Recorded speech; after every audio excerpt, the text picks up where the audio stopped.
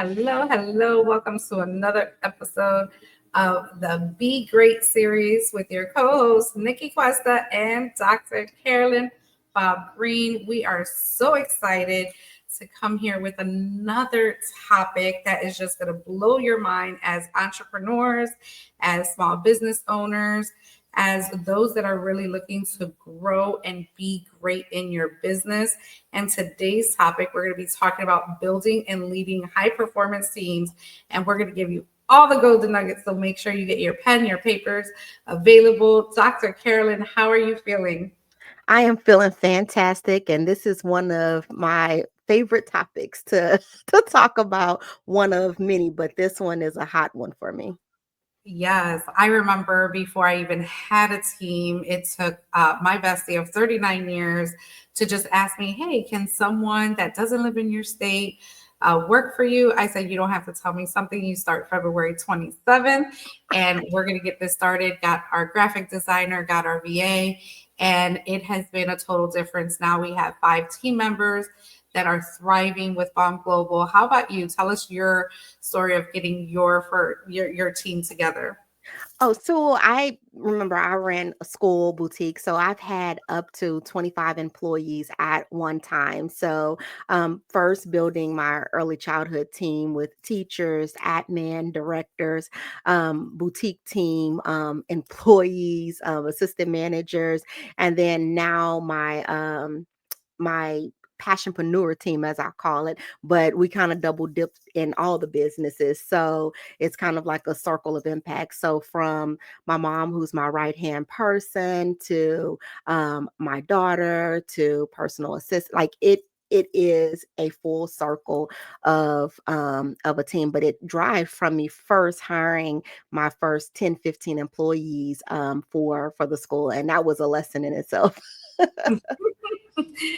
Awesome. Thank you so much for sharing. So, we're going to get down to the nitty gritty. And as small business owners or entrepreneurs, we all know that we need a team, and we just don't need a team that shows up, but performs with purpose, Mhm. clarity, and passion. So, this episode is going to unpack some amazing and some of the biggest reasons why teams fail, and how to flip each one into a successful strategy that you can simply add and execute by using these tips right here. So we're excited to get started, and we're going to go with Dr. Carolyn to kick us off.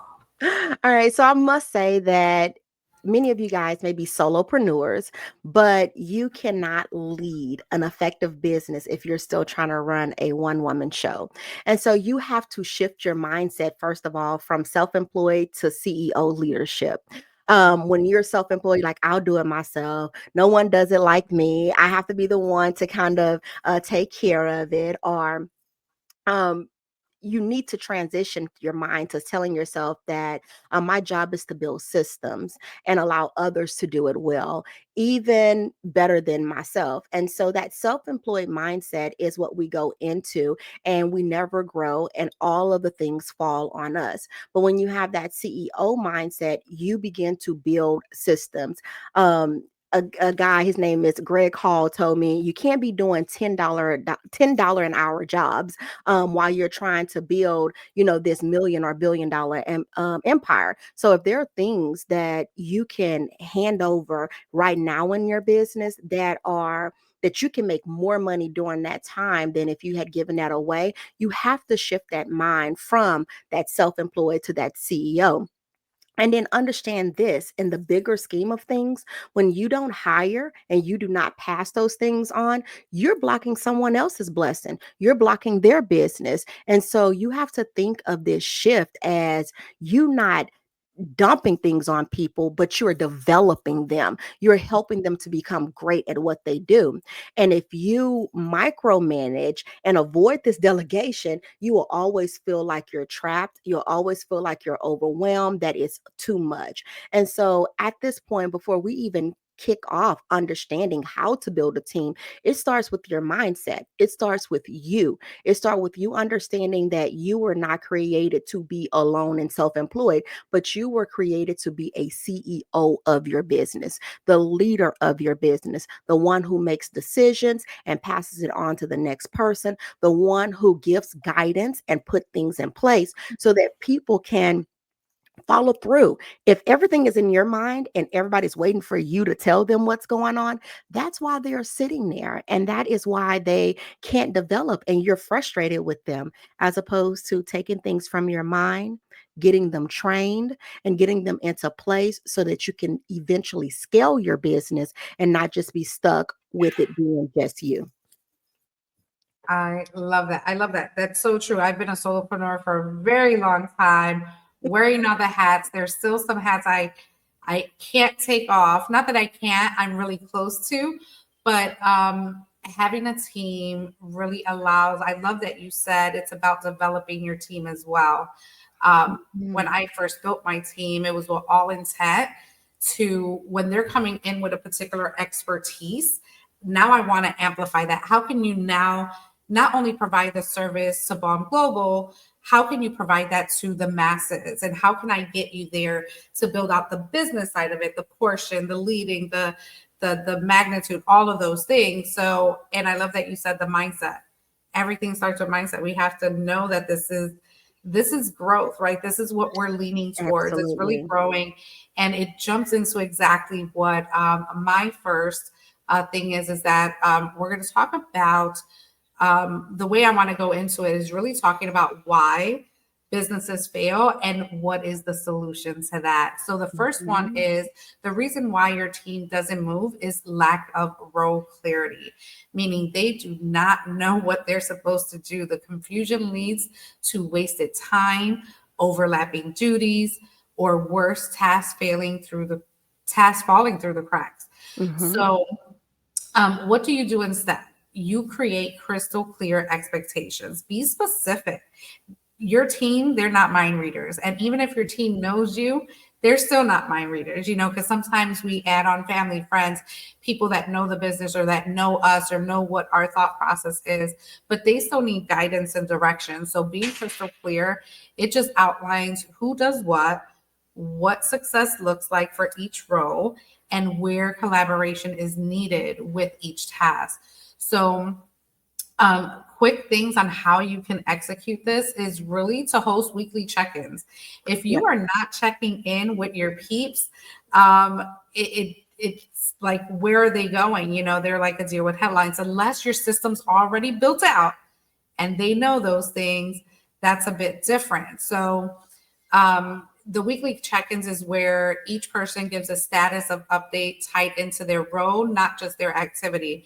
So the chaos of everyone doing everything, it sounds flexible, but quickly leads to just burnout and resentment.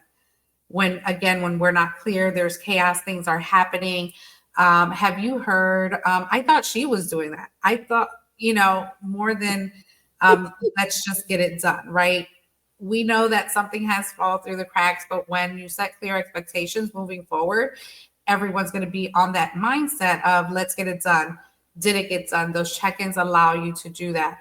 So you want to um, just early on when you're hiring, know what the expectations, deliverables, they need to be clearly explained, clearly documented, that when you're not available, they can go ahead and see that SOP, and it should be crystal clear that they know what to do and how to do it, and they can deliver on that. And trust me, they will appreciate it, because that's one thing when we get hired and we're like, okay, well, I didn't know I had to do that because the standard wasn't set. So that's my first tip on that. So that roles, you are absolutely correct, because when you're in this CEO role and you guys have to start calling yourself the CEO of your business or the founder of your business, because it's going to grow from there. We get our feelings hurt, we get disappointed, and then we want to kind of lash out or be upset, or I'm not hiring anybody else because of this and this has happened. And that's funny that that was your number two, but that rolls right into your number one, but rolls right into my number two, which is lead with boundaries. procedures, which is your SOPs. You have to understand that SOPs is your insurance. It's your policy. It's the thing that protects you and makes sure that things do not happen to you. So setting clear boundaries up front is so important in your CEO role. Sitting down and taking the time to say, what is this person going to be doing? What is this person going to be covering? Talking to them to make sure that they understand what each role is and not making assumptions, because you know what they say when you assume. And a lot of people assume that a person understands their roles just because they said this is what you're supposed to do, but never took the time to break down what that includes. So if you say, hey, I just remember watching Coming to America, and they said mop the floor, and he had the mop and the mop bucket, and he was just pushing the bucket, pushing the bucket, pushing the bucket, and they were looking at him like, what is going on? But no one ever told him to take the mop out the bucket and let it hit the floor, and it had to be wet for him to be able to clean the floor. So when I saw that, we thought that that was funny, but setting those clear work expectations are important. I learned a long time ago, sense is not common. People say common sense, but we don't all have common information that we know. It's based on how we were raised and how, the jobs that we've had in the past. And so you have to break things down so that a person fully understand, and you cannot leave room for them to kind of guesstimate what you want. Communication channels. Where are you talking to people? I remember adding, do not text me if you're calling off from work.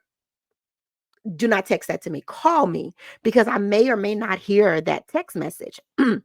I may or may not be able to. You need to call so that someone can talk to you so that you can tell them. And what I learned is a lot of the staff were emailing and texting because they don't want to talk to you. They don't want to face you and tell you that they will not be showing up for work that day. So even your communication channels have to be solidified and what they can and cannot text as an employee. The working hours, you have to clarify like these are work hours, and understand that you have to communicate between those work hours. And these are the boundaries that we have to check. Staff texting you late at night, you texting staff when they're off the clock, and not setting those clear ramifications, whether they're a salaried employee or an hourly employee, that has to be put in place. And then their decision rights. What do they have the right to make a decision on? And I remember like my directors and my assistant directors, as I led them, they were like, we know, they got to know me, and they're like, look, if we're about to move something or switch a bulletin board, we know that that is not a decision that we can make. That is a Carolyn decision. Even now with my mom, when she's organized and she's like, look, this is this and this, I cannot make this decision. I know that you would want to have a say so, but letting people know what their rights are and making decision, and then giving them the permission to do that. So if you do not have those clear boundaries back with SOPs, I always say touch it once, and then there should be a policy for it. You should be using Loom to videotape what you're doing. You should be writing and typing. You can even say, hey, I just finished this thing, and talking to Chat GPT and say, hey, can you make me an SOP for this so that I never have to reteach this thing again? And so the better your SOPs, the fewer the small fires are going to pop up and that you have to put out daily. So I really, second, Nikki, with the weekly or the daily check-ins. I remember like telling my team, like, I need a daily recap at the end of the day. I need to know what went on so that I can make decisions for tomorrow. Weekly meetings. And then the biggest thing as a CEO, you have to take time to meet with yourself, because if you don't have yourself together and your expectations and your goals together, then how can you stand in front of your team and lead them to the next thing if you don't even know yourself what's going on? So making sure that you are doing those weekly and daily check-ins, and then you have some guides in place.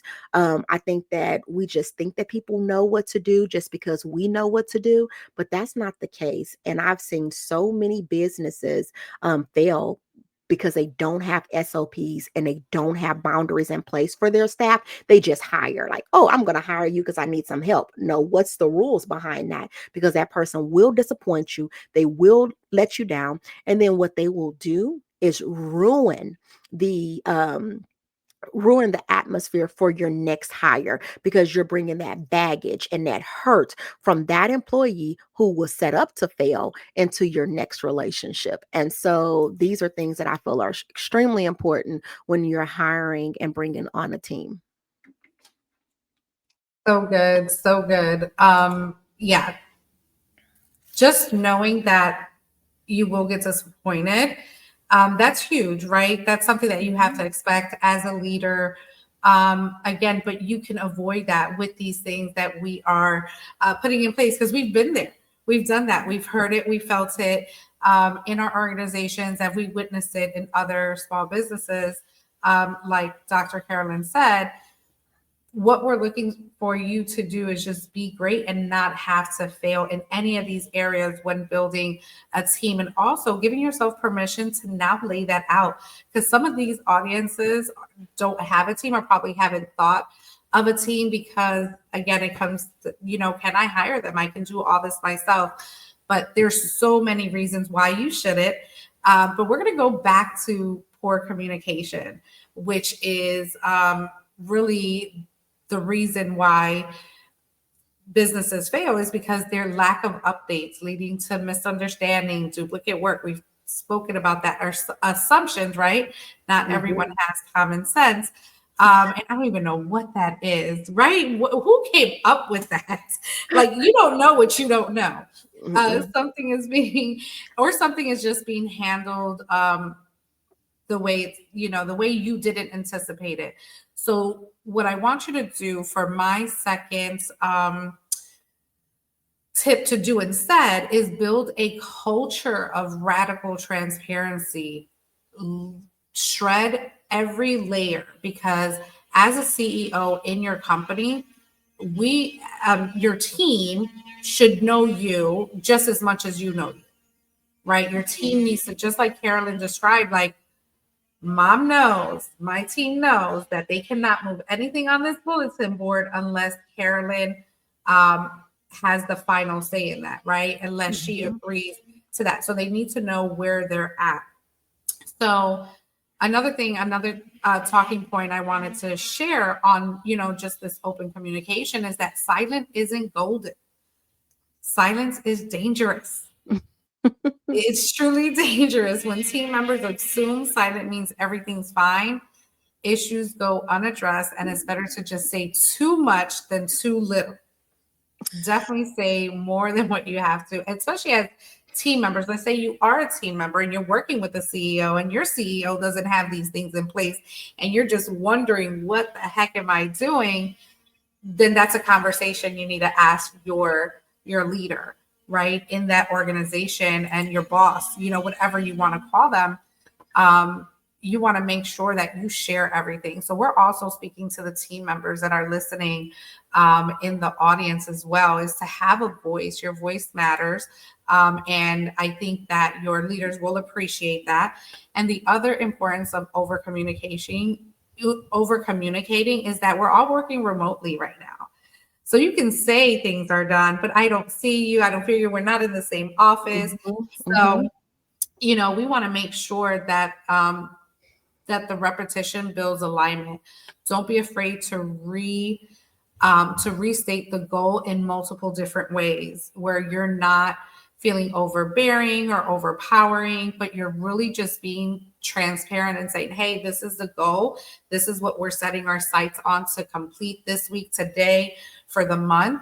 But be able to allow your team to speak up and overshare, give feedback, and not be critical to it, right? Be receiving.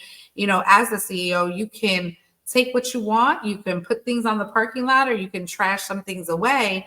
That is okay, but allow them to have that openness. You're going to have a way, just a more effective flow through your week and through your business. And transparency also creates safety, for your team. If people feel like they can ask questions without being judged, they'll speak up Yeah. sooner and problems will be solved faster. So the simple rhythm to adopt is just try like a Monday kickoff goal, a Wednesday check-in process, and a Friday wins and lessons. This structure can definitely boost the flow and it reduces mis expectations.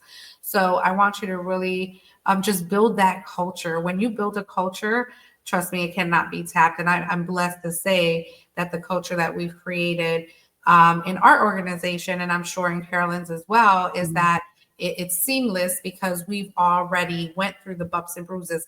And let me tell you that you're going to have to revisit every single time when a new thing falls through the cracks, because we're human. That's what happens in businesses. Things happen.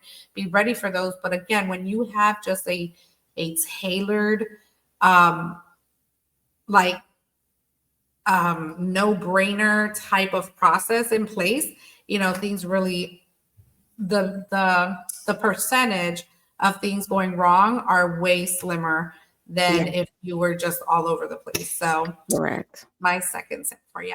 Yes, the like that clearness of what's going on and being transparent about what you're thinking, because sometimes when you're thinking things and you say it out loud, your team can be like, you know what? Oh my God, I can help in that area. You may not even know that they are strong in that area until you start brainstorming and talking to them and setting those clear communication guidelines with them.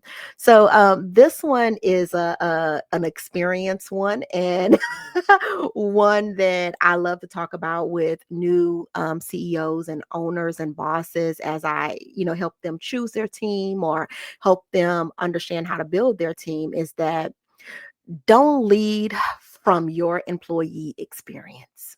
Okay. I feel like when I first became a leader and started hiring, um, the thing that I had in my mind is, oh my God, I was a hard worker and I want my staff to be able to have this and to do this and do that and give this and give that. And oh, they should know because I knew.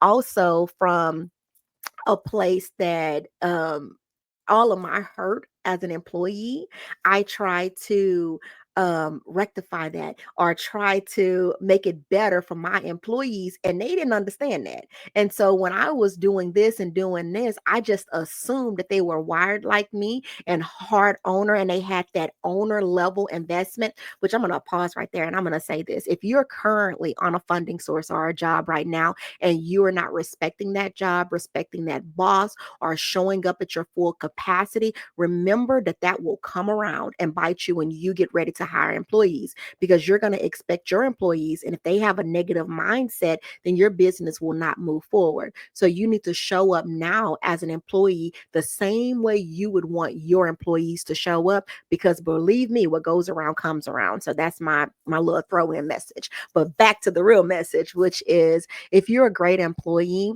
it does not mean that your employees are meant to be owners. If they were, they would be owning their own business. So you have to avoid the assumption that they're going to work hard for you, that they are going to know what to do just because you knew what to do. Just because you wanted all these amazing things does not mean that they're going to appreciate those things that you want to bring to them. You do not want to have people wondering like what's going on because you knew what was going on as an employee. um I feel like whenever I first stepped into a ownership role where I started hiring staff, I assumed that everyone had a heart like me. I assumed that everyone wanted to show up and give their all just because that's what you do when you have a job, and that's not the case. So I built my team around the fact that I wanted to right all the wrongs that had been done to me, and they were confused. They were wondering why I was giving so much, why was I doing so much, and why was I expecting so much, and it caused so much chaos and confusion. And so I had to understand that I had to design my leadership to match my business need and not my frustrations of the past. And at the time, my business did not need some of the things that I was hiring for, but I just wanted to give everybody an opportunity, or I didn't want teachers to be frustrated. I didn't look at my bottom line and my budget and say, oh, if you hire this person or this person or this person to help that person, then what's their job really? All I could think about is if I had more help, my job would be easier. If I did this, but the person in that position did not think that. They just started to not do anything at all because you're hiring all these people to help them. And so you cannot lead from your experiences. You have to lead from what your business actually needs, the positions that you can afford, the investment that you can give, the time that you can give to the staff, because if not, you will just have a whole bunch of people just taking from you on the team or doing what you didn't ask them to do, and then your frustration will go up higher and higher because you don't understand why these people are acting this way and you didn't act that way. So I think the biggest shift was when I finally realized that I was hiring people and I was leading my team because I didn't want them to feel like I felt. And how I felt had nothing to do with them. It had a lot to do with the CEO and leader that was in place. And I had to understand I was not that person. I was a different leader. And I had to find that joy of leadership, or what needed to happen in the first place, so that my employees wouldn't feel that, because at the end they ended up feeling that way in the end anyway. They still felt like, oh, I don't want to be here, I don't want to do all this, everybody got their hand in my pot, everybody is doing my job for me, the attitudes, all the above. Why? Because I wasn't leading from a place of what was needed, but from a place of hurt and frustration. So do not enter your business with an employee mindset, or with a mindset of what happened at your job and how your boss was, but from a mindset of this is what my business needs, and I'm going to hire according to that. Mm, that was great. Oh my goodness, that was so good because it's so true, right? We go back to just always going into the only thing we know is that employee mindset when we're starting entrepreneurship, right? We probably had multiple jobs in so many different industries. And if we paid close attention to what we wanted, what we didn't want it, we would be more prepared to create those expectations and systems Mhm. to build that mindset. But we're not, because probably some of this entrepreneurship or these opportunities kind of just fell into our laps, right? It's not something I didn't think I was going to be coaching, hosting a podcast, writing 1,000 books. I'm not 1,000, I'm on 15, close to 16. But some of these opportunities kind of fell in our lap through our experiences. So the only knowledge that we have is that uh, that employee mindset where we've been, just overworked, overused, not um, appreciated, just all those Mhm. things. And we want to make sure that that falls into our business and our organization and what we're building. So that came right on the spot for that. Thank you. I think that is a golden nugget. So definitely rewind that, retake that down, because that's going to take you a long way to building a really effective team, which kind of leads in, we're always in sync, Dr. Carolyn. It's just obviously happens. So we're talking about like low motivation. If your team doesn't feel emotionally invested in your mission, they're going to clock in, but they won't commit. They won't commit to your standards, to what you're really trying to put out there. So the third tip I have for you is align purpose with the performance. Whew. Tie every task to something bigger. People want to know they're making a difference, that they're a part of something, that they're just not finishing a checklist. So the way to execute this is to, again, just go back to start team meetings with mission moments. You can title it mission moments. It's a story or testimonial showing your team's impact, right? Either something that you have noticed, right? Because you see them, you know what they're doing on a day to day. You're on their social media. They're also building their own businesses. They're also doing these other things that you want to make sure that you acknowledge that.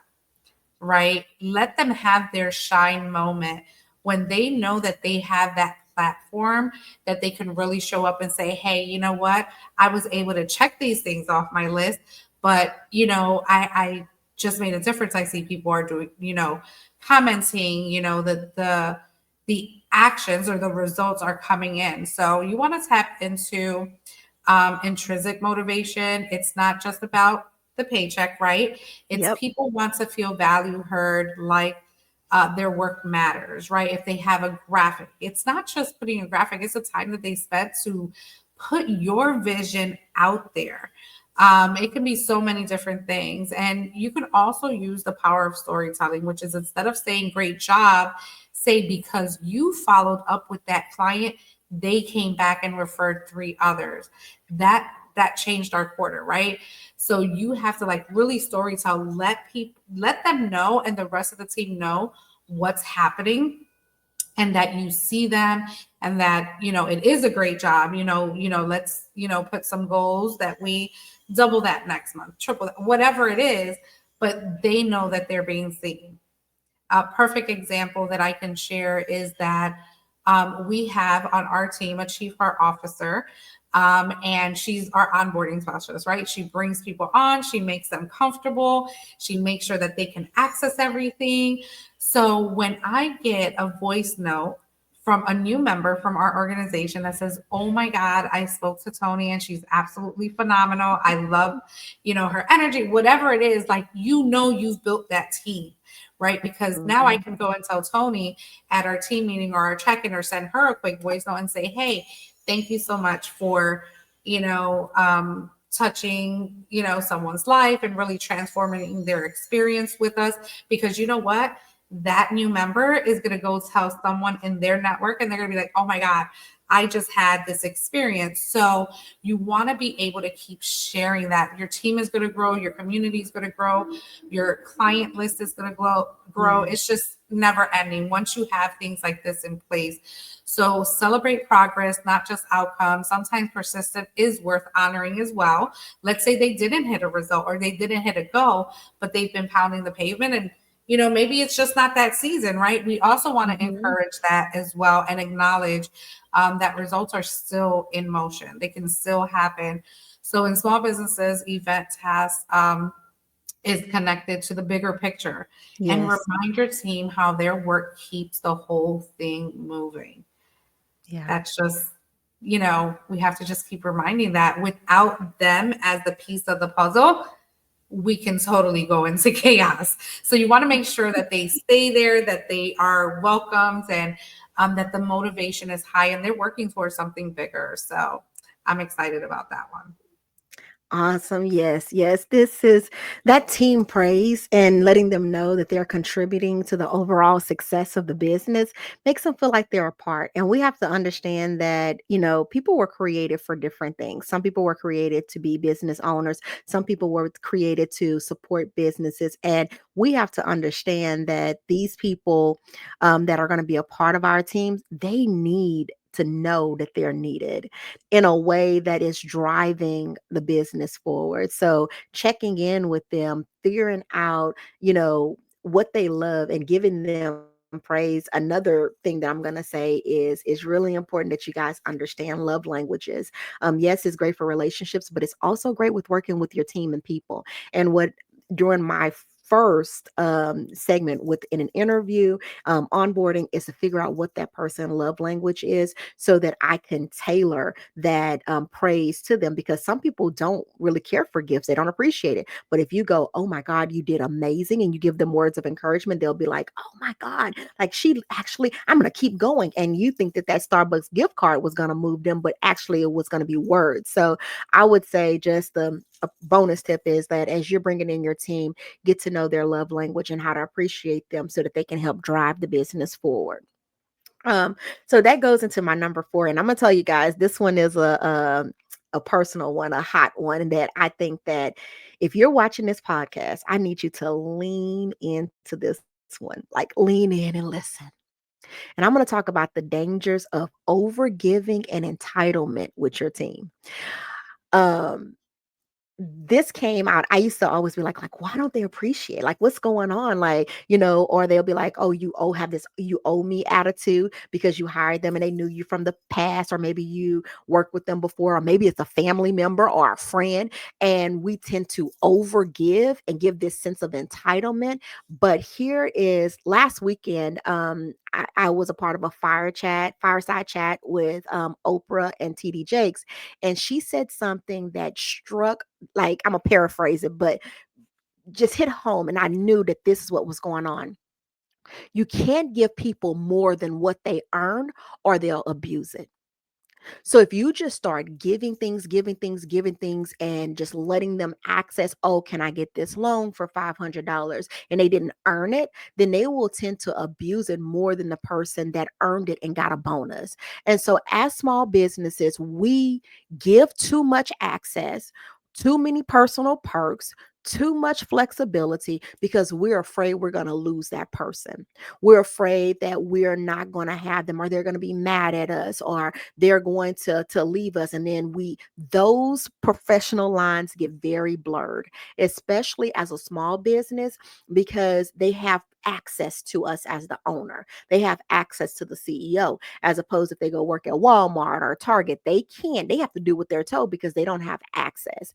And so as small businesses, we tend to do too much too fast, and we do not set those because we want to be seen as as a giver, as a happy place to work. But you have to set those expectations, and you cannot breed entitlement over gratitude. You cannot have them think that you owe them something and that they're helping you out. I always said, if I'm paying you, you're not helping me. How are I'm paying you for a service. So you're rendering me that service that I'm paying you for. And so some people will come into your small business when you hire them, and they think that they're entitled to so much. And then because you want to keep them and you care about them, you tend to overgive, which really creates a incubator of getting people in who's constantly going to take from you, and never give what is needed for the business. So this is a lesson that over time, as I've hired family, friends, all the above, that I had to be very careful of, and understanding that the rules apply the same for everyone. And I have to put on my CEO hat as if I'm running a big business, and do not give people access to the things that they don't earn. Um, Proximity, just because you're close to me, does not equal privilege. So just because you are a family member or a friend, that does not mean that you have the privilege to do whatever, or ask me for whatever, or take off whenever you want to and not communicate to me. Your job is to lead and have compassion. And when you have compassion, you have clear standards and structures and expectation. I tell people I'm a friendly leader, not a friend leader. So just because I'm friendly, don't blur the lines and think that I'm going to be your friend as a leader, because I'm not. I am here to build this business, and you can decide to be a part of it or not, but I don't owe you anything. You didn't stay up as late as me. You don't deal with the payroll issues. You don't deal with light bill, phone bill, all the things that it takes to really run this place. You don't pray to stay up praying that you continue to bring in enough income so that you can feed the families in front. You don't bear the same thing as I'm bearing. So do not sit in front of me and tell me that I owe you anything. I've given you everything that you were entitled to. So don't get that small business syndrome where they know me, so I owe them. So do not get that. Now, if they're volunteering their time and helping you out, or assisting you as you elevate, give them some type of incentive or some type of reward, so that they don't go back and say, well, I work for free and I got nothing. Give them something that they would enjoy and like, or bonus them in and tell them as they sell and do this that you're going to pay them. But do not overgive or allow people to attach themselves to what you have built in a way that it drains you, it breaks you down. And guess what?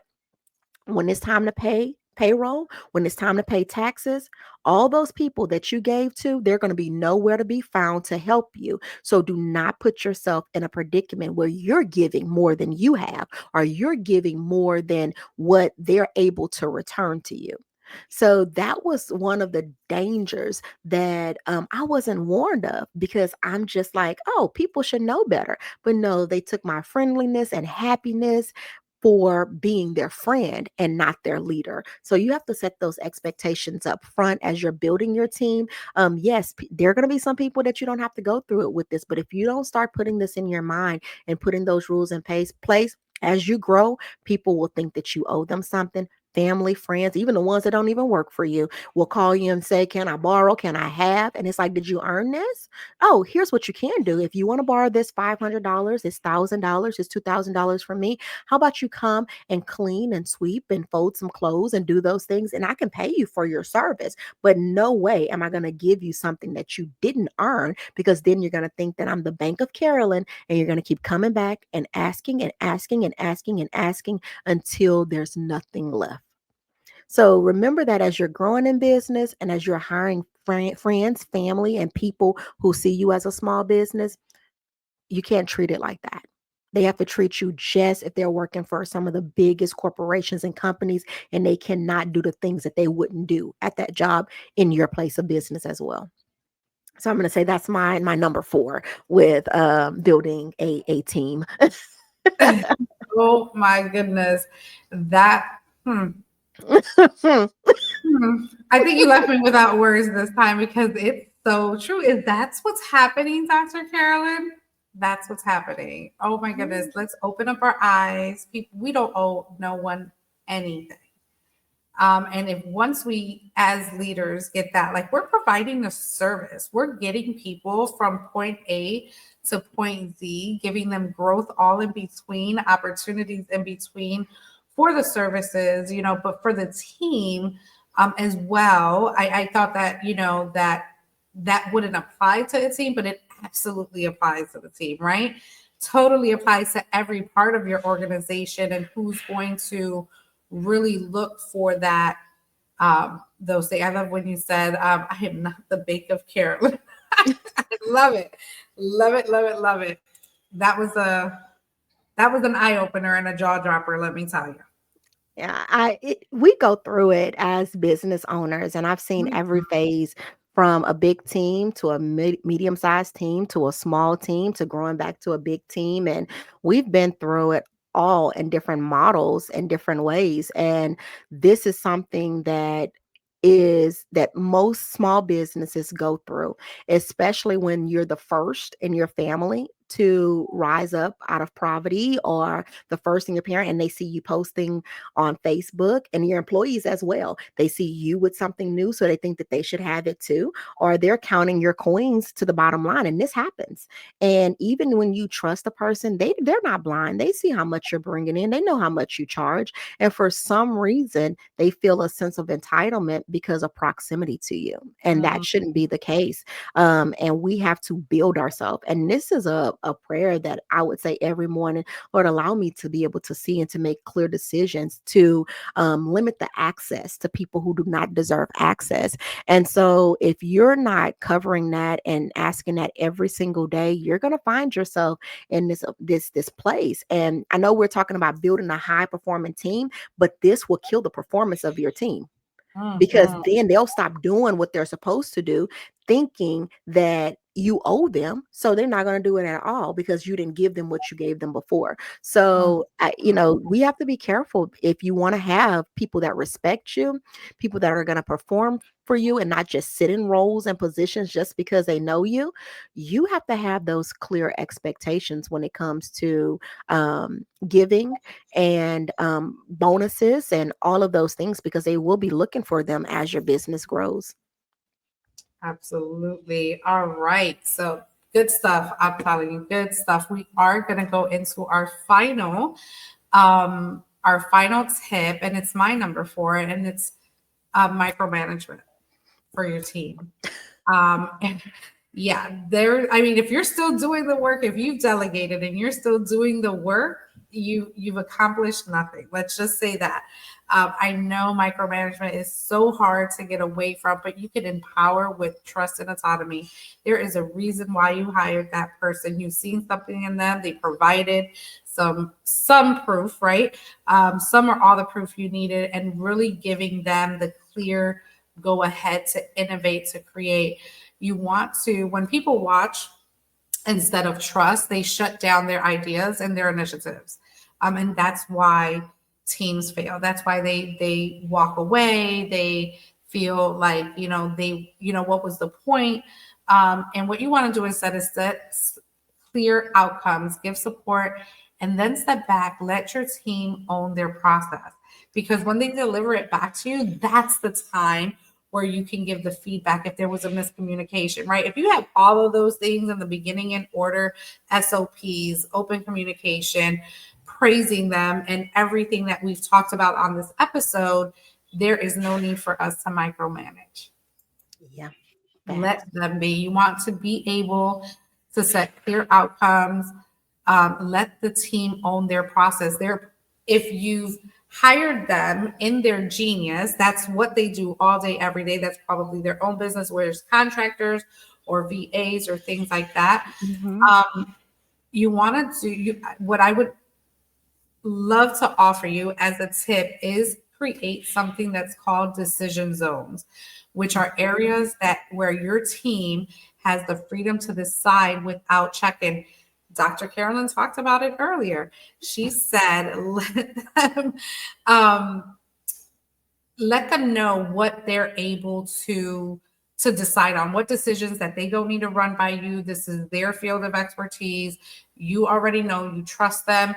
And of course, they're going to have to earn that. They're going to have to show you that they can make those decisions once you set those clear goals. So if you're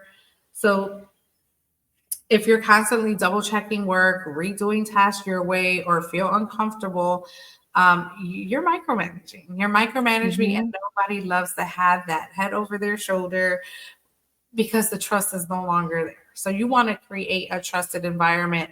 And when people feel like they are ownership of what they're doing, they rise to the occasion.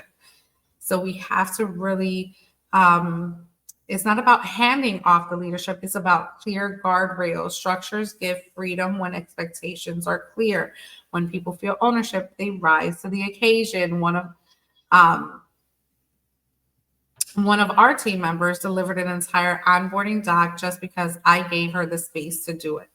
Mm-hmm. It's just as simple as that. So the ownership framework is the what, the why, the when method. Tell them what needs to be done, why it matters, and when it's due, and let them decide the how, because that's their expertise. That's That's their their lane. expertise. That's what we have. So I give you just empower and trust the autonomy of your team, Yes. and revisit it every time you get to meet and make it better. Yeah. Okay. That's so good. So good. Oh, that's so great.